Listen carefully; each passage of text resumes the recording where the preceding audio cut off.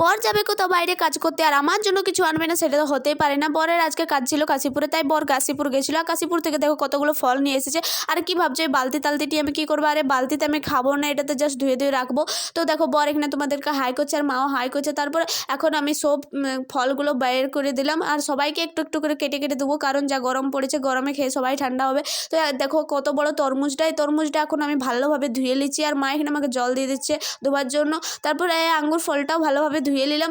ধোয়ার পরে মা বললো গোটা জিনিস তোমাকে কাটতে নিই, তার জন্য মা অর্ধেক কেটে দিচ্ছে আর আমি অর্ধেকটা কাটলাম। কাটানোর পরে সব ভালো করে ছোটো ছোটো করে কেটে আঙ্গুরগুলো সব একটা জামের মধ্যে রেখে দিলাম। তারপরে সবগুলোকে মিক্স করে 3টা বাটির মধ্যে সাজিয়ে দিলাম দাদুর, কাকুর আর মায়ের। তো তারপরে প্রথমে দিয়ে এলাম দাদুকে, তারপরে দিলাম কাকুকে। দেখো এরকম কি সুন্দর করে খাচ্ছে। তারপরে মাকে দিলাম, মাকে দেওয়ার পরে এখানে আমার আর বরের রাখলাম। তো বর বললো যে আমি খাবো না, ও এসব খেতে একটু পছন্দ করে না। তাই জন্য আমি ভাবলাম চলো চা আমি একাই খাই। তারপরে এখানে 2টা দই